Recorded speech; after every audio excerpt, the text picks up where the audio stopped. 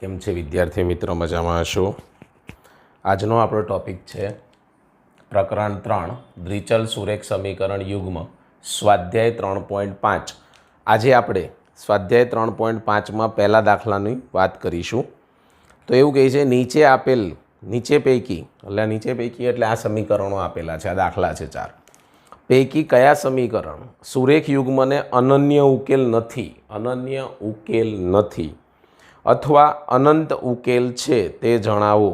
જો અનન્ય ઉકેલ હોય તો ચોકડી ગુણાકારની રીતે આનો ઉકેલ શોધો. તો આપણે પહેલા દાખલા તરફ આગળ વધી રહ્યા છીએ. ફર્સ્ટ એક્ઝામ્પલ, પહેલો x - 3y - 3 = 0. મેં પહેલું લખી નાખ્યું. આ સમીકરણને તમે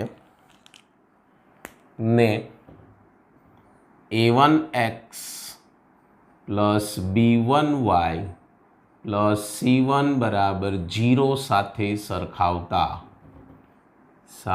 સરખાવો શું થશે? તો સરખાઈશું એટલે આ a1 છે તો અહીંયા કશું નથી એટલે 1 કહેવાય. પછી આવી જ રીતે b1 -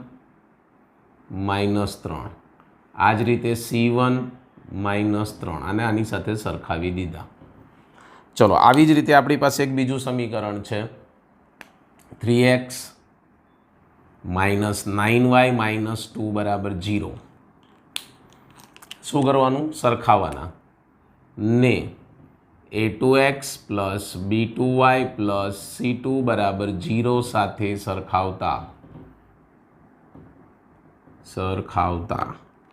સરખાવી દઈએ એટલે શું થશે?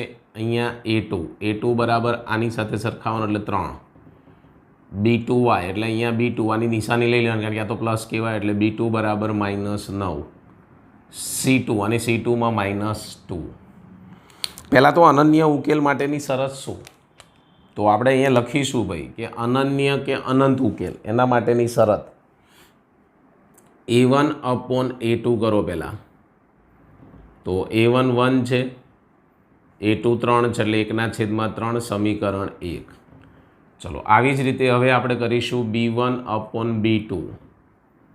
b1 તમારી પાસે છે -3, b2 તમારી પાસે -9, માઇનસ ઉડી ગયા, 3 તરીને 9 માટે b1/b2 બરાબર 1/3 સમીકરણ નંબર 2.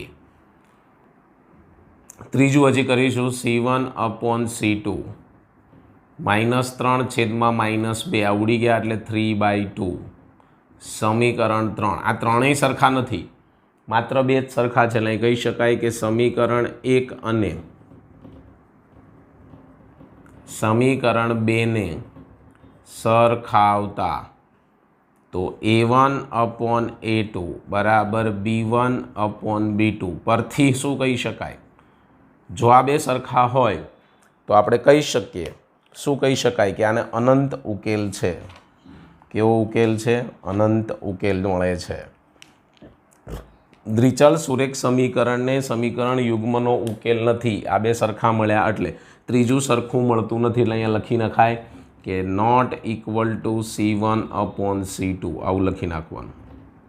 2 સરખા છે, ત્રીજું સરખું નથી. માટે આપેલ સમીકરણને આપેલ દ્વિચલ સુરેખ સમીકરણ યુગ્મને ઉકેલ નથી, એનો ઉકેલ મળતો નથી. આની ખાસ નોંધ લેવાની છે. તો આગળ દાખલો ગણવાનો નથી. હવે ચોકડી ગુણાકારની રીતે આપણને ગણવાનું કીધું છે, પણ જો ઉકેલ હોય તો ગણવાનું.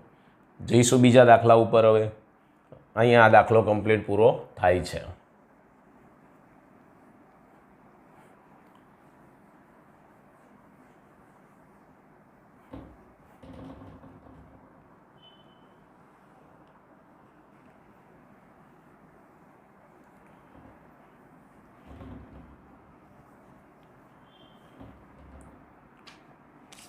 બીજો દાખલો. બીજા દાખલામાં 2x + y = 5 અને 3x + 2y = 8. તો એના ઉપરથી આપણે પહેલાં સમીકરણ બનાવીશું. બીજા દાખલા ઉપરથી પહેલું આપણે લઈશું આ 5ને આ બાજુ એટલે 2x પ્લસ વાય માઇનસ 5 બરાબર 0. આને સરખાવવાનું છે આપણે, એટલે અહીં સરખાઈ દઈશું a1x plus b1y plus c1 બરાબર 0 સાથે સરખાવતા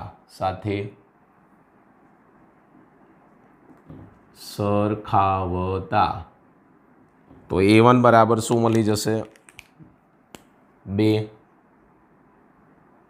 જોઈ શકો છો, આને આની સાથે સરખાવો, આને આની સાથે સરખાવો તો b1 બરાબર y, c1 બરાબર -5 અને આની સાથે સરખાવી દીધા.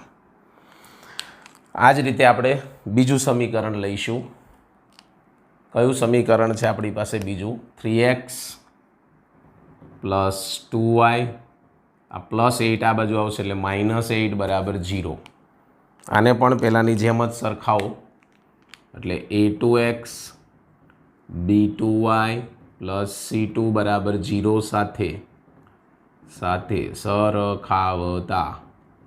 સરખાવો એટલે શું થશે? તો મને આની સાથે સરખાવવાથી શું મળશે? તો કે ભાઈ a2 3, આની સાથે સરખાઈશ b2 2 અને આની સાથે સરખાઈશ c3 -8. ગુણોત્તર લઈ લેવાનો છે આપણે. તો સૌ પ્રથમ આપણે ગુણોત્તર લઈશું a1/a2. ચલો મૂકીએ. 2/3 સમીકરણ 1. આ બેનો ગુણોત્તર પહેલાં આવી ગયો. b1/b2, અહીંયા તમે શું લખી નાખ્યું છે? 1 લખવાનું હતું. ચલો ભાઈ 1, અહીંયા શું આવ્યું? 2. આવી જ રીતે સમીકરણ 2 આપી દીધું. આ જ રીતે c1/c2. c1 તમારી પાસે -5 -8 +5/8 સમીકરણ 3. 3 એ 3 કેવા આવે છે? સરખાવતા નથી. માટે હું કહી શકું છું કે a1/a2 not equal to b1/b2 not equal to c1/c2 હોવાથી અનન્ય ઉકેલ મળે છે. આપેલ દ્વિચલ સુરેખ સમીકરણનો અનન્ય ઉકેલ મળે છે. ચાલો ભાઈ, તો ચોકડી ગુણાકારની રીતે શોધવા જવું પડે. શીખવાડ્યું છે મેં ચોકડી ગુણાકારની રીત. એક્સના છેદમાં લખવાનું બરાબર વાયના છેદમાં લખવાનું બરાબર 1ના છેદમાં લખવાનું. ચાલો મૂકી દો કિંમતો એની નીચે. તમને શીખવાડ્યું છે મેં. શું શીખવાડ્યું? કે ભાઈ એક્સ હોય, આ બે પદ આપણા એક્સના છે, જોઈ લો પહેલાં. તો આ મારે આનો સહગુણક 1 પ્લસ 2yનો સહગુણક 2 એ મૂકવા પડે. અહીંયા છે -5 અને અહીંયા છે -8. વાયમાં લખવું હોય તો પહેલાં -5 -8 તો લખી જ નાખવાના છે. બીજું, તમે હવે વાયની નીચે લખો છો એટલે હવે વાય નહીં ગણવાનો. તો પછી આના 2 અને 3 અહીંયા લખવા પડે.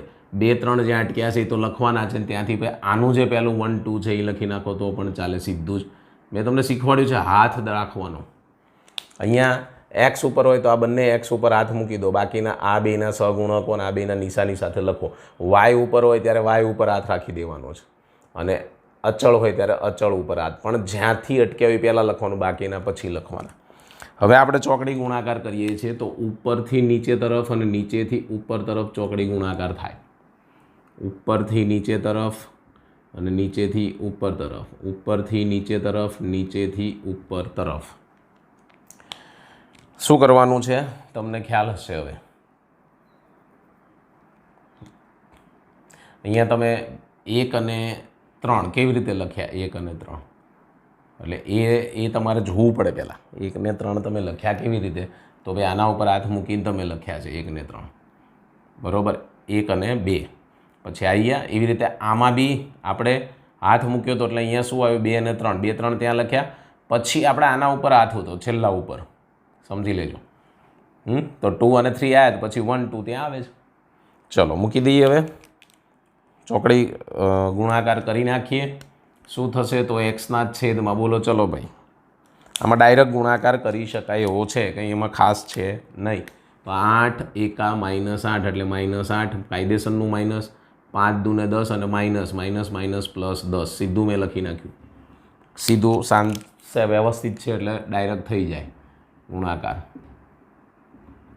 ચાલો હવે આની નીચે શું આવશે એ જોઈ લઈએ. અહીંયા 3 પંચાને 15 માઇનસ 15 કાયદેસરનું માઇનસ, 8 દૂને 16 માઇનસ માઇનસ પ્લસ 16, 2 દૂ 4, 3 એકા 3 કરી નાખો બાદ બાકી.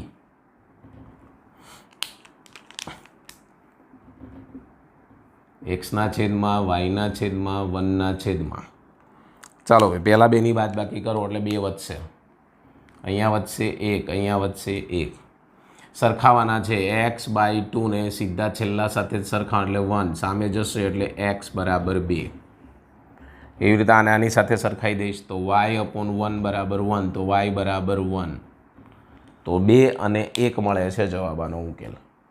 2 અને 1 માટે લખવાનું છેલ્લે લખવાનું કે x બરાબર 2 અને y બરાબર 1 આપેલ સમીકરણ યુગ્મના ઉકેલ છે, યુગ્મનો ઉકેલ છે, આવું લખી નાખવાનું. બસ એટલું સિમ્પલ ને સાદા દાખલા છે ભાઈ. ત્રીજા દાખલામાં ચેક કરીશું. ફર્સ્ટ આપણે ચેક કરવાનું છે બરાબર કે શું આનો ઉકેલ અનંત છે. અનંત હોય તો જવાબ આપણે લાવી શકતા નથી.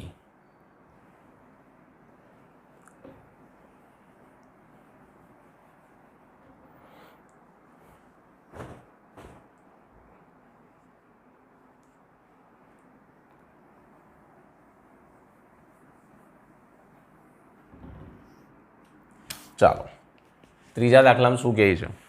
3x માઇનસ 5y બરાબર 20. 6x માઇનસ, ચલો આપણે 2 ભાગમાં લખીશું આ વખતે અલગ અલગ પાડીને. ત્રીજા દાખલામાં પહેલાં આને આ બાજુ લાવો. 3x માઇનસ 5y માઇનસ 20 બરાબર 0. પછી બીજું આપણે અહીંયા ઊભો લીટો કરીને આ લખી શકાય. આ રીતે પણ લખાય 6x માઇનસ 10y માઇનસ 40 બરાબર 0. આને આ બાજુ લાવી દીધા છે. સરખાવાના છે. આને સરખાવાના a1x plus b1y plus c1 બરાબર 0 સાથે સરખાવતા. આને કોની સાથે સરખાઈશ તો a2x b2y પ્લસ c2 બરાબર 0 સાથે સરખાવતા.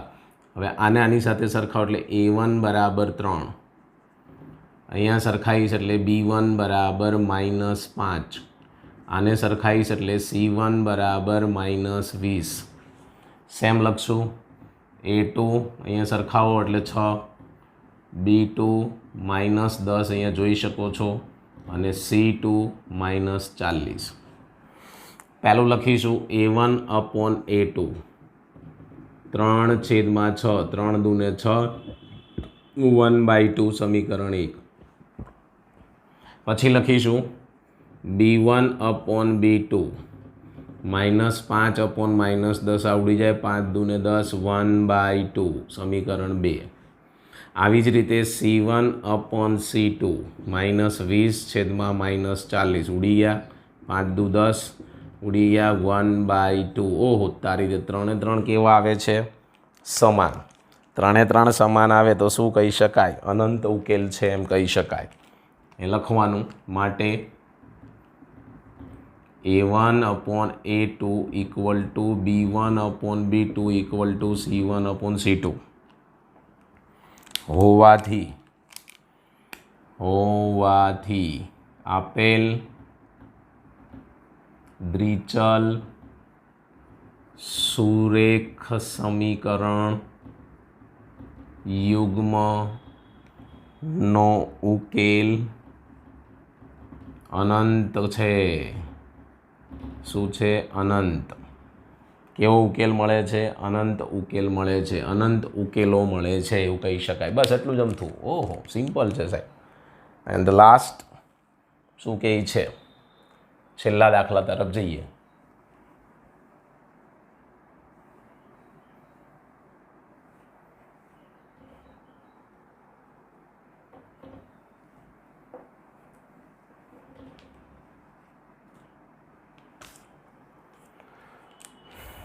પાંચમો દાખલો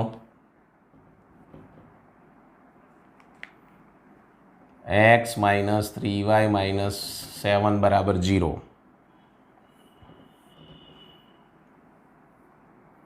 3 3x - 3y - 15 બરાબર 0. સરખાઈ દેવાના. ડાયરેક્ટ લખું છું હવે તો. a1 બરાબર 1, b1 બરાબર -3 અને c1 બરાબર -7, a2 બરાબર 3, b2 બરાબર -3, c2 બરાબર -15. a1 અપોન a2 1/3 સમીકરણ 1, b1 અપોન b2 -3 ઉડી જાય એટલે 1 સમીકરણ 2, c1 છેદમાં c2 -7/-15 ઉડી જાય એટલે 7/15 સમીકરણ 3. શું મળ્યું? સરખા મળ્યા ના. તો a1 upon a2 not equal to b1 upon b2 not equal to c1 upon c2. માટે આપેલ સમીકરણ યુગ્મનો ઉકેલ મળે છે અથવા અનન્ય છે. શું કહેવાય? અનન્ય. ચલો મેળવવા જઈએ. તો આપણે આને પૂછી નાખીએ. લખવાનું છે તમારે તો, પણ હું પૂછી નાખું એટલે સમાઈ જાય દાખલો વ્યવસ્થિત રીતે. આ બંનેને આપણે નીચે જ ખાલી લખવાના છે, બરાબર? એટલે અહીંયા નીચે હું લખી નાખીશ 3x - 3y - 15 બરાબર 0. ફર્સ્ટ મારે અહીંયા લખવાનું છે x/બરાબર y/બરાબર 1/. લખીશું અહીંયા. તો મારે અહીંથી જ સ્ટાર્ટ કરવું છે. તો અહીંયા 1 અહીં 3 છે, તો અહીંયા 1 3 -3 સાહેબ ખોટું લખો છો, કારણ કે આના ઉપર હાથ મૂકવાનું એ પહેલાં આવે.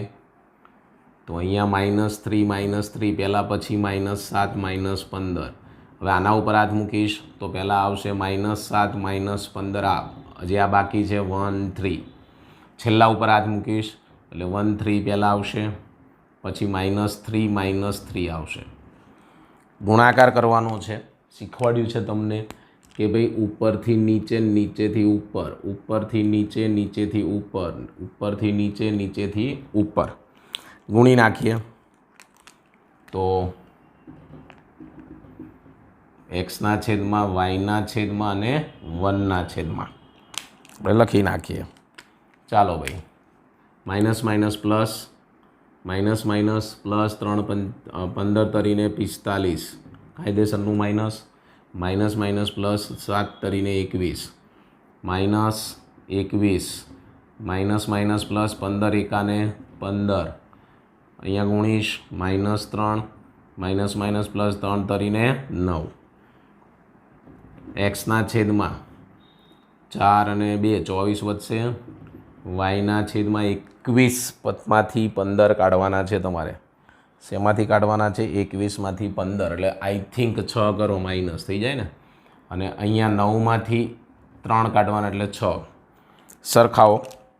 પહેલા ભાગને હું છેલ્લા સાથે સરખાઈશ એટલે x/24 બરાબર 1/6. 24 સામે જાય એટલે x બરાબર 24/6. 6 ચોક 24 એટલે x બરાબર 4 મળી ગયા, સોરી. આવી જ રીતે y-6 બરાબર 1/6 સામે જશે. y બરાબર -6/6 ઉડી ગયા એટલે શું વધ્યું? -1. y બરાબર -1. તો જવાબ આવી ગયા, બંને ઉકેલ મળી ગયો. તો અહીંયા આપણો પહેલો દાખલો કમ્પ્લીટ થાય છે, પ્રશ્ન 1. બરાબર. આને લખવા ચોકડી ગુણાકારમાં કંઈ ખબર ન પડી તો સ્પેશિયલ મેં આનો એક આગળ વિડીયો મૂકેલો જ છે, એ જોઈ લેવો તમારે. ઓકે.